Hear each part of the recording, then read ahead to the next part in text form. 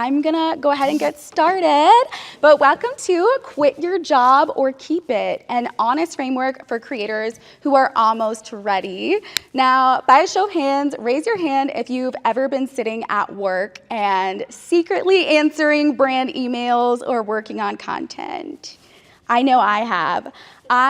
This is literally a no judgment zone. I feel like this is such a niche and very unique topic because a lot of creators want to leave their jobs, but they're not at that point yet where they're possibly ready to take the step off the ledge.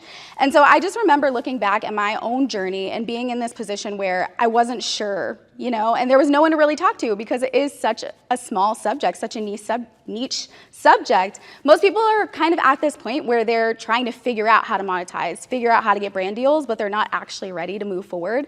And so I think it's just a very specialized issue and something that I remember last time I was at TravelCon, that's what I was thinking about is I want to leave, but I don't necessarily feel like I'm comfortable. So I wanted to go over some things. Oh, my clicker's not working. Okay, women in STEM, love that. So before we get started, I just wanted to do a quick introduction. I'm Marissa. I'm a travel creator and storyteller. In about 6 days or 5 days, I'll be coming up on my 4-year anniversary of quitting my 9-to-5.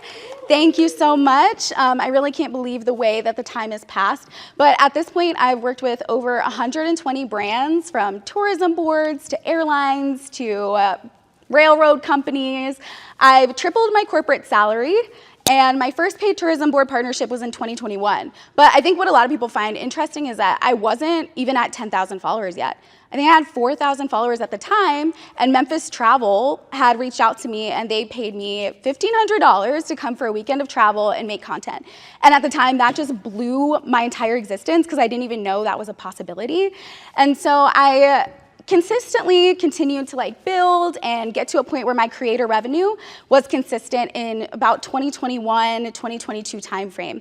And so I realized in this point, if I had 40 hours a week back, I could probably have this opportunity to scale in a way that I never thought was possible. And I also just have to acknowledge this is a very full circle moment because I remember 4 years ago being in TravelCon in Memphis where we met, and I was talking to friends and saying, hey, I really want to quit my job, but I'm not sure. I'm not sure if I'm comfortable yet, but one day I'd love to quit my job. I'd love to be a full-time creator, and I'd love to talk at TravelCon. And now here I am at TravelCon 4 years later, so I feel like that's just a testament to the fact that this isn't an overnight thing. It is something that takes years to eventually build and to essentially get into this place where you feel comfortable to take the leap. So first of all, before we jump into our agenda, what we're going to talk about, I want to emphasize the fact that you're not starting from scratch. If you're even sitting in this room possibly thinking about moving to full-time content creation, you're in a very unique place. You've obviously built something. There's obviously proof there. You didn't just think out of thin air, maybe I could leave my job. You've built something worth sustaining and worth treating like a business. So I think I just have to give everyone their flowers, right? Because you are in this space where you're finally thinking maybe this is something I could do full time. So today I want to emphasize that I hate that motivational content on social media. It's just quit your job and everything will work out and it'll be great.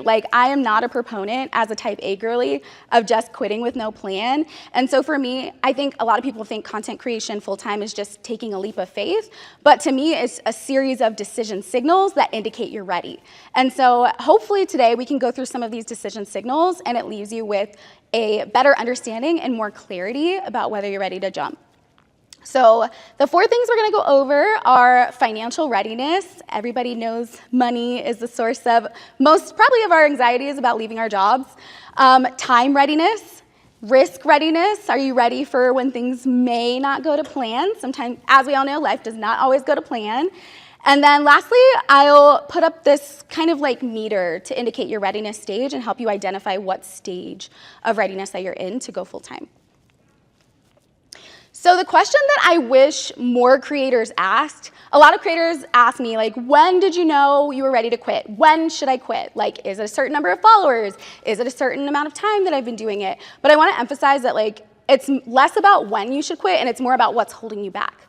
Is it money? Is it time? Is it fear? You might find yourself at the end of this presentation thinking, I literally have all my ducks in a row. It is just fear that is holding me back from taking that step. So the first one is financial readiness.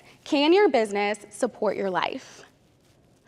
If you take away anything from this presentation, please remember that financial runway creates a reduction of pressure. So what I mean by that is, like, when you're constantly operating in a scarcity mindset, you're constantly under pressure, you're gonna find yourself taking a bunch of deals you shouldn't be taking, working for free when we shouldn't be working for free.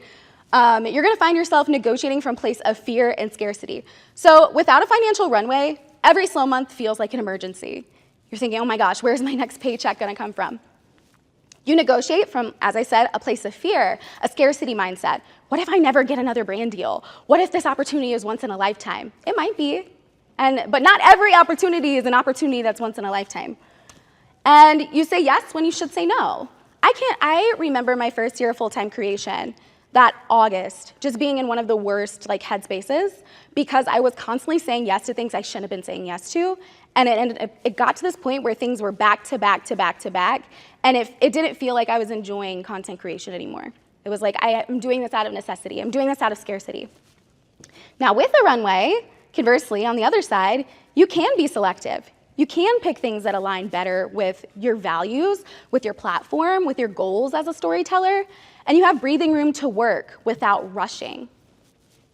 So as far as financial runway, for me, I believe 6 months of survival expenses is a good amount to save before taking the leap. It might look different for you. You might think, oh, 3 months is fine, or for some, it might be a year. For me, generally speaking, I think having at least 6 months of financial runway of survival expenses saved up before you leave, it's nice to have that cushion. And then, like I said, it reduces the pressure that's on you to perform, to prove to yourself and prove to others this is a profitable business. Okay, so let's talk about income reliability. Can you count on it? Great months are exciting. Oh my God, a $20,000 month, what? But if the next 4 months is zero, well, great months are exciting. Reliable months pay the bills, right? We all gotta pay our bills. All right, so let's talk about green flags. Green flag, revenue isn't dependent on virality. Red flag, revenue depends on viral moments. As we all know, I don't know what Marissa and Meta and all of them are doing over there. The algorithm is constantly changing, right? I've talked to Meta personally. Half of them don't even know what's going on. Half of them don't even know what's going on. You could probably cut that part out. Hi, Meta, if you're watching. No, I mean, well, it's true. You don't want your revenue dependent on virality, dependent on algorithms you do not control. So if that's one of your quantifiers for how you think you're gonna make your money, that to me is a red flag. Secondly, relatively consistent revenue for 6 months versus your income swinging dramatically month to month. And what I mean by that is, it's okay to have a $3,000 month one month, a $20,000 month the next, $3,000 next 2, $5,000 the one after, but if it's constantly zero for a stretch of 3 to 4 months, maybe pump your brakes. You can forecast next month's income to a certain extent. That's a green flag. And then another green flag is repeating clients or recurring opportunities. If all of your income is coming from one single partner that you're working with, that's a red flag. Because if there's budget cuts to that partner, they pause their influencer program, the well dries up. So I do want to emphasize income reliability. Can you count on it? So this is a chart of multiple revenue streams. I'm not going to go through all of them because if you're sitting in this room thinking about quitting, you more than likely know what most of these things are. So in terms of multiple revenue streams, I think Dalton said it this morning, if you were sitting in his session, it's really important to diversify. Now, Dalton was talking about having at least 8 different, that's my friend, by the way. He's talking about having at least 8 different revenue streams. I have 3, and for me, that's been fine. You're really gonna have to find what works for you. But you could have brand partnerships, services, consulting, and social media management. I wanna call attention to that because when I first quit, my income was maybe 60% services and 40% brand partnerships. So it wasn't immediately that my brand partnerships were funding my life. UGC doesn't tend to pay that well unless it's inbound. So I say that, with a grain of salt. Digital products, affiliate linking, group trips. So I'm not going to go through all of these because that's a whole session in itself, but having multiple revenue streams makes you more comfortable in case something happens to one. If Instagram's your biggest platform and all your brand partnerships come through that, and then your account, God forbid, gets hacked, do you have something else to turn to? All right, so now we've talked about financial readiness, having a runway, financial predictability, reliability. Let's talk about time. Raise your hand if outside of your job you're working on content on nights and weekends, because I know that I was. Everybody knows what it's like to literally get off of work at 5 o'clock, come home, maybe work out, cook, have a bite, then you're working from, 7 or 8 to midnight? Maybe 9, 10. I know I was up lots of late nights. So let's talk about outgrowing nights and weekends, because money is the first thing that comes to people's mind when they think about quitting, but time. Time is a lot of the time what it comes down to, and I know that was the case for me. So think about it. If I could give you back 15 extra hours this week, how would you use them? What would you do with them? Would you pitch more brands? Would you create more content, up your posting frequency? Would you improve your editing, use some new text, some new transitions, learn new skills, buy a new camera, learn how to shoot? Or would you design better systems and housekeeping on invoicing and answering emails, setting up your LLC if you haven't? I hope everybody has, by the way. Something I put off for a really long time, and then it took literally 15 minutes. So yes, ask yourself, if I had this time back, would it help me to generate more revenue? Would it help me to grow faster? Would it create opportunities that you are currently missing? Here is my checklist of indication that you may have outgrown your nights and weekends. You've outgrown nights and weekends if you're always taking PTO for creator work. For me, this was the case. Before I left my job, I took 4 more PTO days than I even had, because every PTO day I was taking was to work on a brand partnership for travel. So it was like, you're questioning your life decisions when you're taking PTO to work more, essentially. Constantly turning down opportunities because of work. Hey, can you come stay at this Airbnb, but we can only do weeknight stays? Well, if you have a 9 to 5, you're probably not getting to take advantage of that opportunity. Always choosing between rest or content. You're missing opportunities because you responded too late. Your email inbox is overflowing. You're trying to manage all your opportunities at work. You responded too late. Because we all know brands like to come in your inbox like, hey, I need to know by end of business tomorrow. Can you participate in this partnership? And lastly, your creator business feels like a second full-time job. And so for me, being in this space, if you answered yes to most of these questions, your creator business may be outgrowing your schedule. It may not be a matter of time or of money. It may be a matter of time. Lastly, let's talk about risk readiness. So how do you prepare for the what ifs? I think that if anything I keep emphasizing is the reduction of pressure is the most important thing for taking the leap into your next step.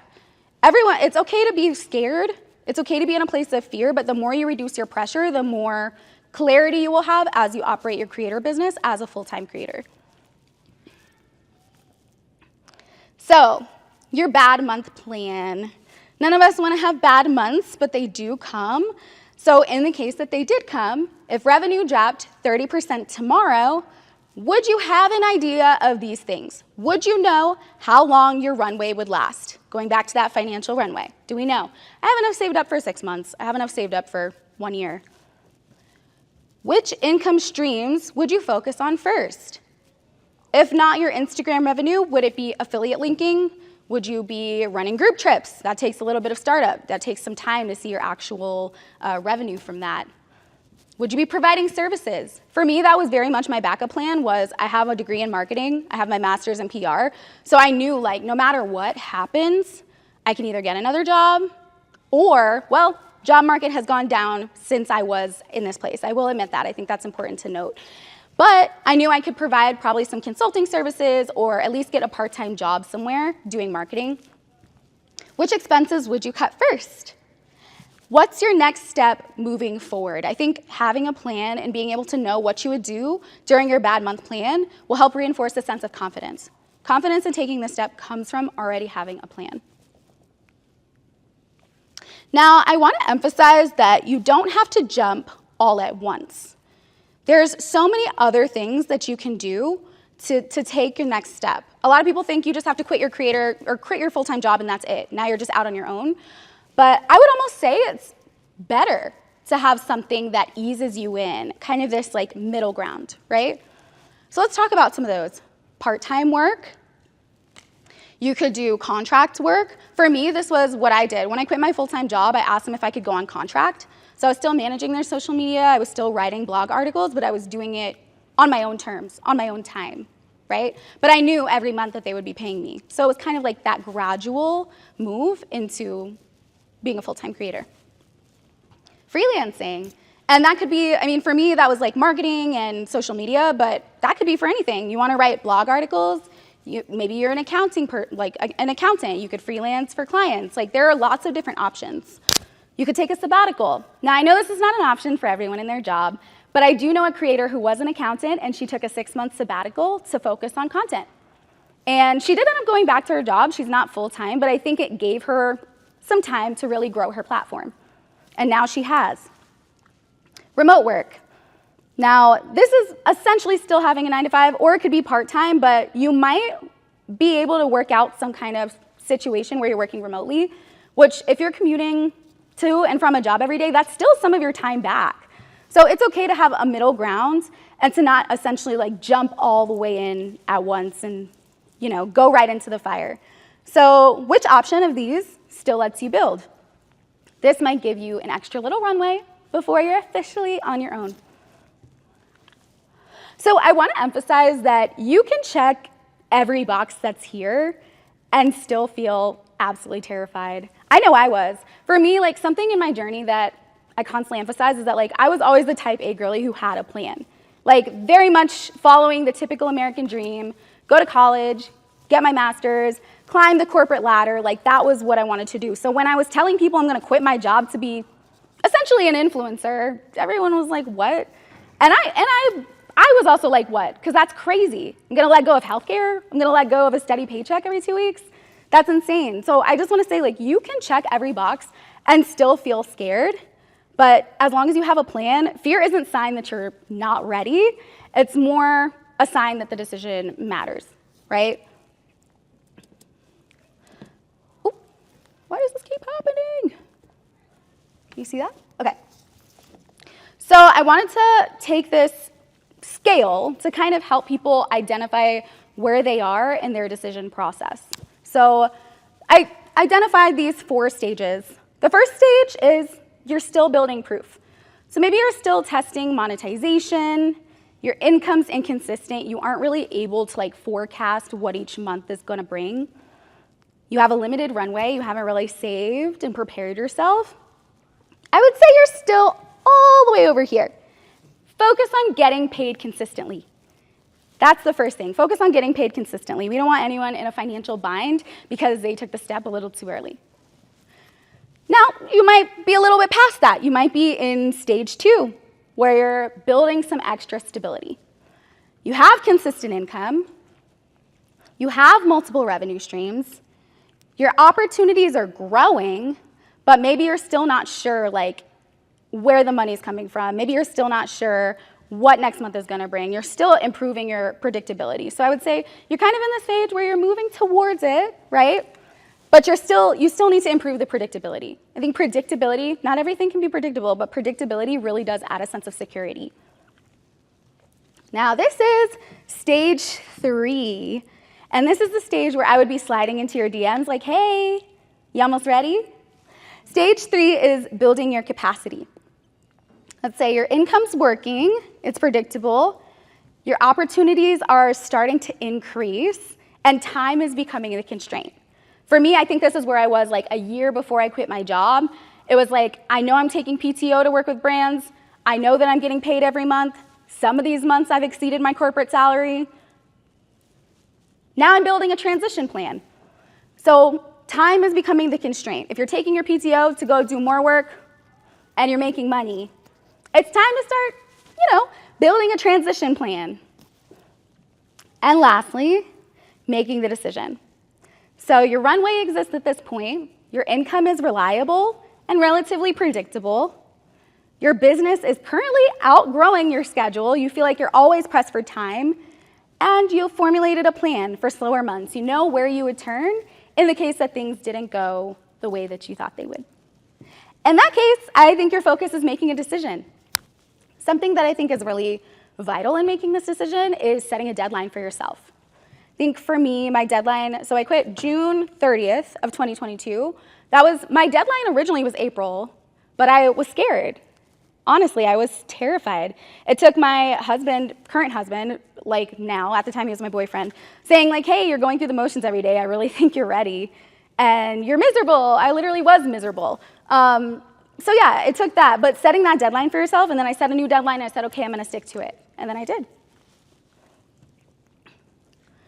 So as I was emphasizing in the beginning, going full-time, it's not a blind leap of faith like a lot of people think.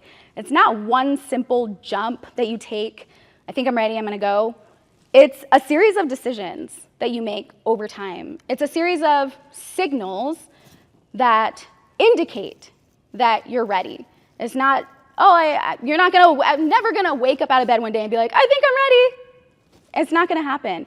You have to identify the signals, identify the series of decisions that you make to work towards that point.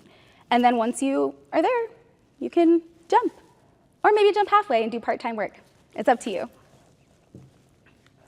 Wow, I feel like I flew through that, but I definitely want to take some questions. So thank you all for listening. Appreciate it.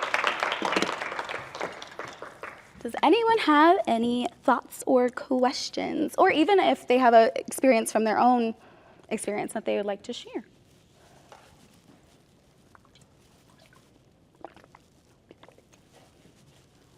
Where you first started in your process after leaving your job, what do you think was your most reliable source of income? I know you mentioned it earlier, but if you can go into more detail about like you found this to be more reliable for you and like maybe what is more reliable for you now? Yeah, so when I first quit, what I thought was going to happen was that I was going to start like a social media agency. Like I kind of thought, I was like, okay, I don't think I can ever consistently get enough brand partnerships to fund my life. So let me just like start a little thing on the side and like do some consulting. So what I was doing was I was working as a consultant for my full-time job, well, as a contractor, actually. I was managing their social media. I was writing blogs. I would go out to I was working for a tourism board at the time, actually, for a DMO. And so I went out, I would go to local breweries and stuff, capture content for them, manage their social media. And that was the biggest chunk of my income at the time. And then I'd also work with local businesses. So I would work with local businesses to make videos for them, to create reels for them. It very much was a creative, kind of like a one-person creative agency, a one-person creative show. And then maybe 40% of that was brand deals at the time.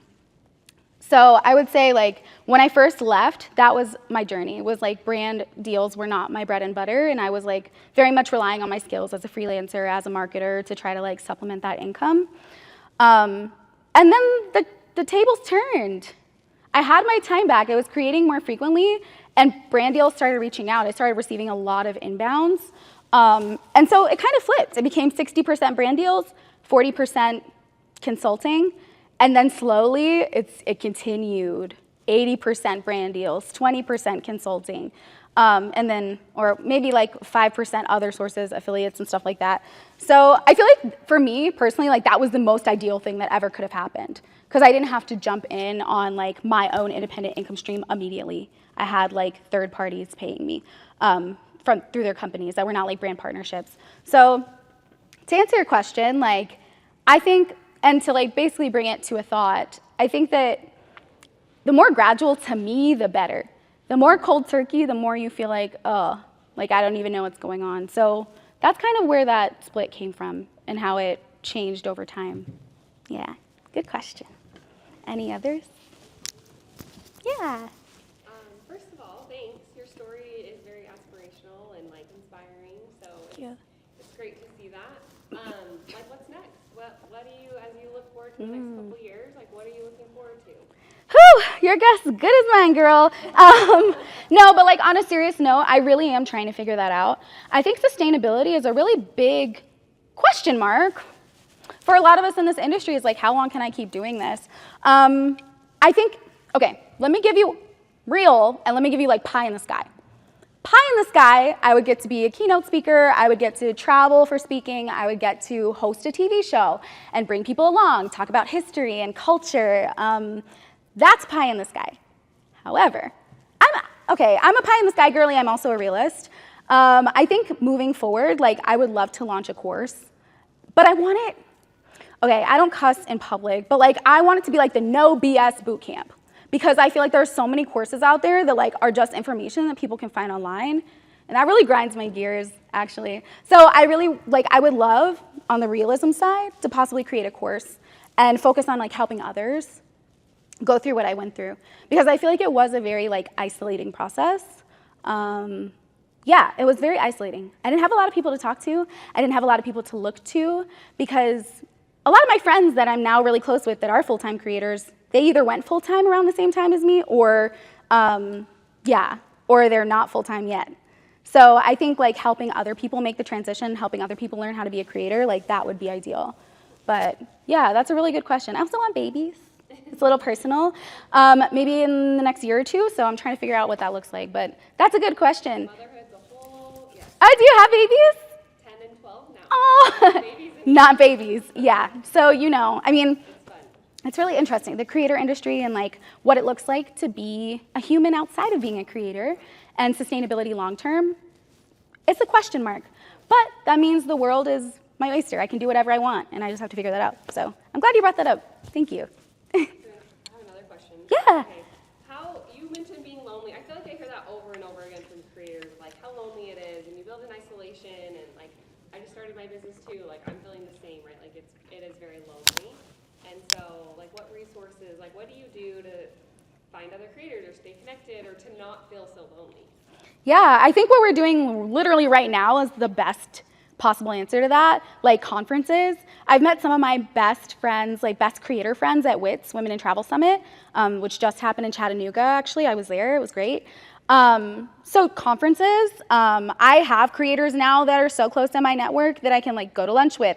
I have creators I can literally call and say, hey, this brand offered me this amount of money. I saw you worked with them. How much did they pay you? Like we've gotten on that level and like that is my lifeline.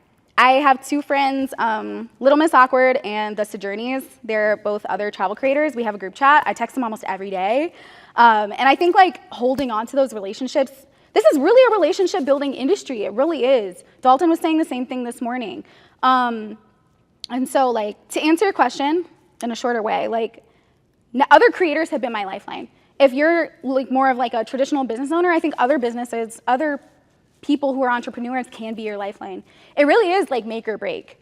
And yeah, like I can text my friends and be like, hey, this hook or this hook, this shot or this shot. And like now I don't feel lonely anymore. I can say that for certain. Yeah, thank you. And you met those girls at the conferences you went to? So we met online, and then we met in person in WITS, at WITS, I think 4 years ago. It might have been the same year as TravelCon. But I remember one of them, we liked to joke, because I said to her, hey, would you ever go full-time? And she said, girl, no, I need something that's going to pay the bills. And now she literally like has so many followers and like makes tons of money. I'm like, I told you. So yeah. Any others? Yeah. First of all, thank you. This has been awesome. Of course. Inspirational. Thank I was just wondering, like, what's your approach to distributing yourself across like different platforms and different channels, especially when it comes to monetization? Like, for me, my biggest struggle is like knowing what to dedicate the most of my time to. Like, should I go all in on Instagram, all in on TikTok, or like digital products? So I guess like, what's your approach to that? Would you say like go all in on one thing, or distribute yourself across different platforms? I think this is such a great question because the thing is, you can't give a lot of yourself to something if you were spread across so many different things. And so for me, like I picked 2 primary platforms and then like I have like a third one. But this is gonna sound kind of crazy. To me, it's go where the money is and focus your energy into that. but also have other things. So like for me, Instagram is like my primary platform. It's my moneymaker. It's my most profitable platform. But then like TikTok would maybe be like secondary to that. Like I get a lot of weird, random inbound UGC deals from TikTok where like brands will just be like, hey, we saw you on TikTok. I don't have that many followers on TikTok, but I keep getting work from there. So I cross post there. But I might tweak a couple things so it feels more native to that platform. So to answer your question, I think focus on what your cash cow. You have your cash cow. Focus on your cash cow. But also, like I was saying before, don't put all your eggs in that basket. Like maybe try to spread out like a little bit on a secondary platform and then on your other income streams. So if I had to like break it down right now, I'd probably say I focus maybe like 60% of myself I put into Instagram, 20% of myself I put into TikTok, and then the other 20%, I'm so bad at math, guys. I know that was right? The other 20% I probably put into my other like endeavors, but I feel like it's gonna look so different for everyone, and it's kind of a hard question, but I hope that like kind of provides a little bit of clarity on that. Yeah, good question though. Any other? Yeah. I just wanted to add to your answer to her. Please do. What I do personally is so you can crop posts from Instagram to Facebook directly, and then there's also like a website called resources.io where you can like just do it automatically if you don't want to change stuff on TikTok. But it is better to change stuff though before you post it on TikTok. That's like, yeah, it's my smallest platform for that reason because I don't change anything. Yeah. It is, but you know what's funny is like when I say I change things, like the video is actually the exact same. The only thing that I'm usually changing is the caption. Because I feel like the SEO on TikTok is a lot stronger. So I do use a lot more keywords. I change the hashtags because I feel like the hashtags on TikTok to me are different than the hashtags on Instagram that bring eyes to my platform. So like most of the time when I'm changing, the things that I'm changing are the caption, and then maybe I'm changing the audio. But like for the most part, they're the same video. So I haven't found it to be like as much of a struggle. One thing that has helped is when I upload things into my drafts on Instagram, I open each app and I just upload the draft into each app. So that when I'm ready to post it, I just open each app and maybe I preview it, because you know sometimes you post something on Instagram, it looks nothing like what you put in your drafts. But I can like open each app and just hit post, post, post, and then just let them all upload. So that definitely helps a lot. After I complete a video, I'll just upload it into my drafts so that it's now sitting in there. So yeah, that's like really, really helpful. Yeah, any other questions or things to add? Yeah. Another question. How long does it take you to edit? Because I know your content is like really high quality. It's really good. And I was wondering how long it takes you to like create it. Usually, I have always been like a raging perfectionist, and I'm trying to back off of that a little bit. So I would say like for my current workflow, it takes me about 30 to 45 minutes to script, maybe like 30 minutes to record the voiceover, because you guys should see my voice memos. I have like 20 versions of the same voiceover, but it really changes. Like your intonation might change, and you're like, oh, let me get louder here and more quiet here. So I like to play around with those kind of characters online. And then the editing process itself, I would say takes like 3 hours. Because most of my videos, if you don't know my content, most of my videos are like a minute to a minute and a half. They're like very information rich. So it probably takes like 3 hours or 4 hours to like edit the actual video. And then you slap the captions on it. If I want to get creative with captions can take an hour. So it kind of varies, but 5 hours for a minute and a half. yeah. It's no, girl, you are not alone, okay? You are not alone. I have found that relinquishing some of that perfectionism has helped, and being like, it does not need to be, like, this is literally 2 seconds per clip. Like, I don't need to pick the perfect clip for every moment.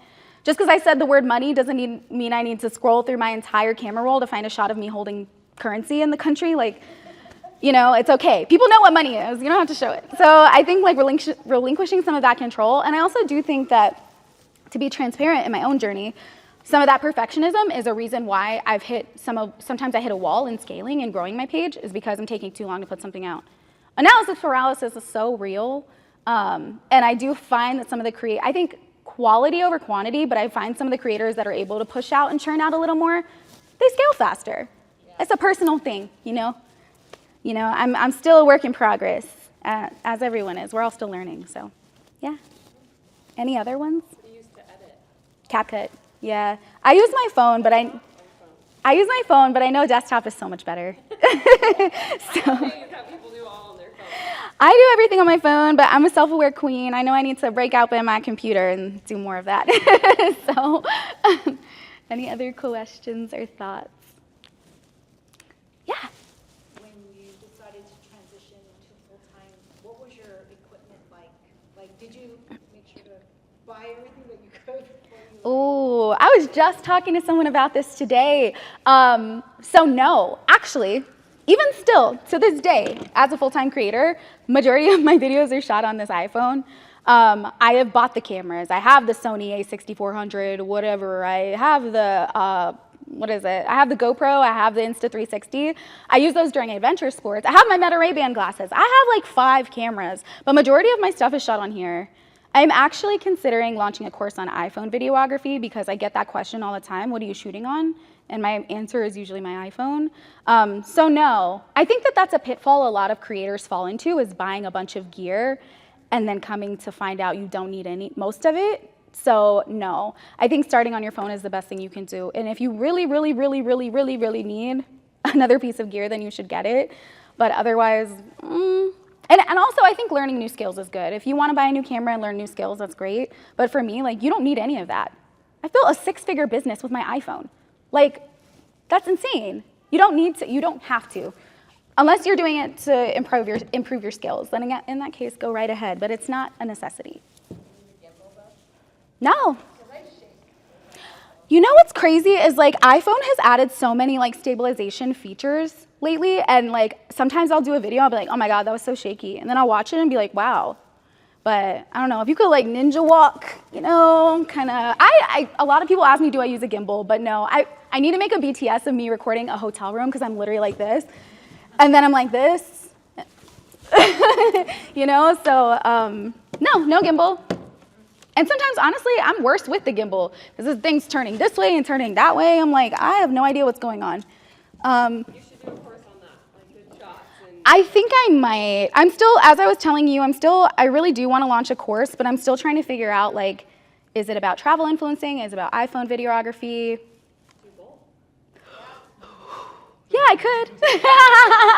I could. One step at a time. I wanted to know if there were things that you, some of the first things that you invested back into your creator business. Yeah. Oh, After wow. your transition out of your regular day job into like full-time content creation. Is there like oh, you got a photo shoot done or got headshots done, or did you, I don't know. Yeah, that's a fantastic question.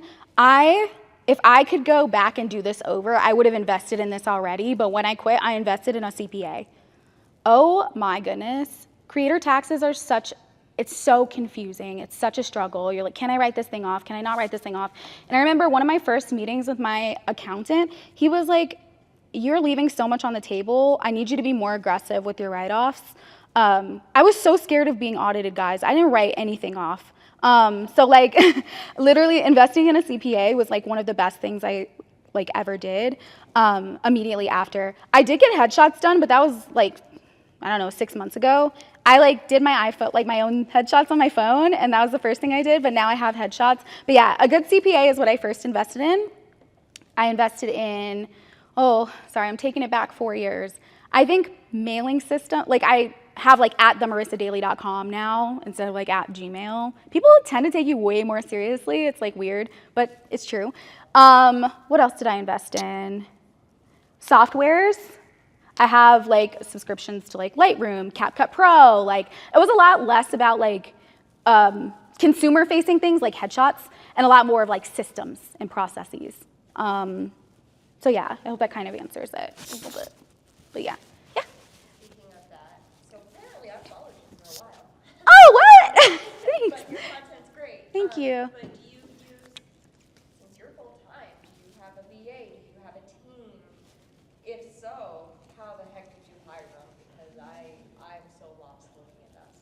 Yeah, so this is something I'm actually still working through, but originally I started with like a project by project basis of hiring people. So like, for example, there were times where I needed to hire a video editor because I had way too much on my plate and I wasn't putting out organic content because I was only working on brand deals. So at times I would like hire a video editor to edit my organic stuff while I handled my brand deal side. I found that on Fiverr. And let me tell you, you might have to go through a lot of bad video editors before you find a good one.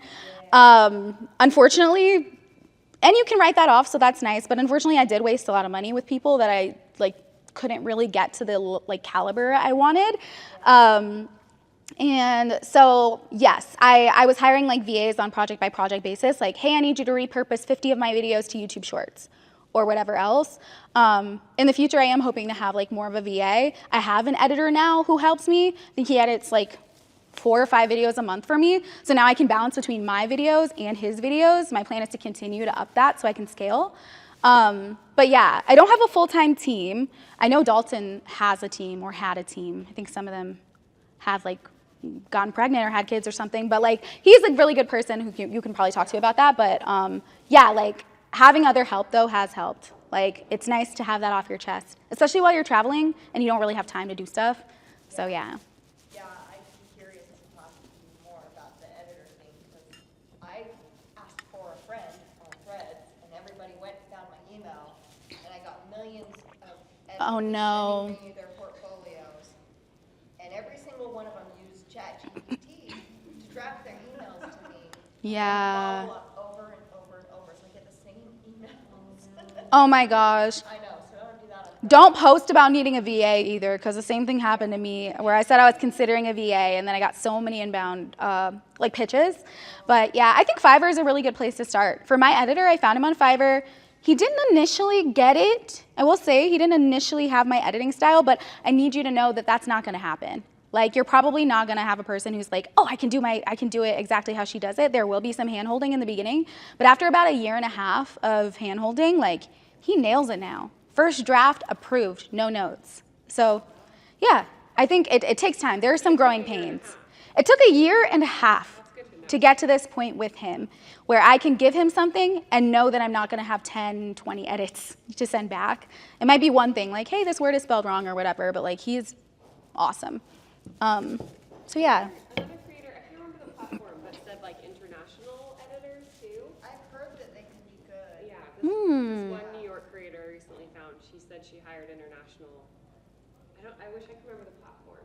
Oh, well, could it be Upwork or Fiverr, maybe? Upwork. That's another one, yeah. Upwork is another one. My editor is based in Pakistan, but he's a digital nomad. So now he travels the world or whatever. But yeah, I think I would be remiss if I didn't say like, let's not exploit people and pay them pennies. I think that, like, that's a really hot topic right now, I think, in the like outsourcing thing. So I feel like my editor and I, we have a very like symbiotic relationship. Like, I ask him like, hey, this is what I was thinking of paying. Like, is this okay with you? Because he didn't have set rates. And he was like, yeah. And I was like, okay. Like, after we worked on the first couple projects, I was like, hey, did you feel like that rate was fair compared to the amount of work you did? If not, let me know. Like, it was very much collaborative. Yeah. Same Threads post, I asked what people charge, and somebody said, for a really good one, $3,000 for a 1.5 minute video. For a crappy one, you could pay $50. And I'm like, Well, that's a little dramatic. That's a little dramatic. Yeah. I feel like I saw one more hand maybe. Oh, yeah.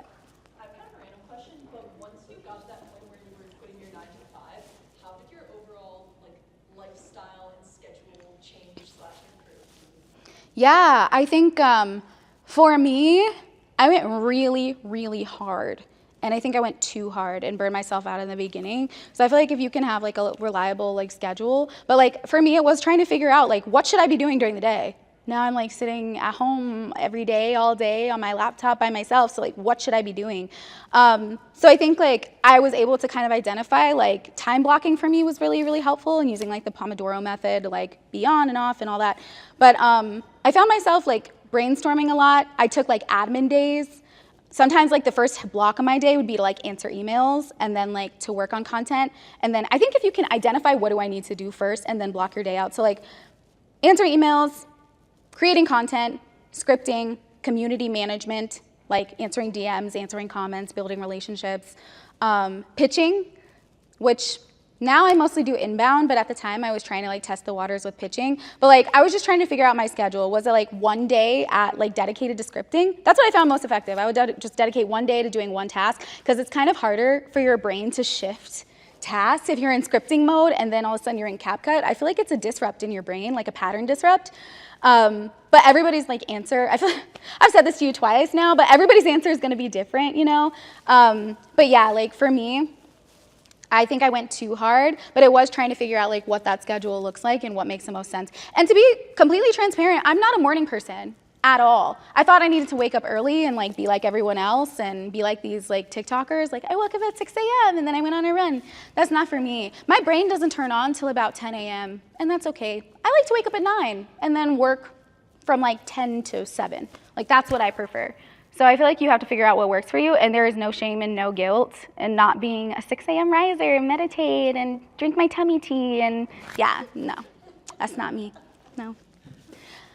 Yeah, all right, I think we've pretty much hit time, but thank you all so much. I will hang out here if anybody has any other questions.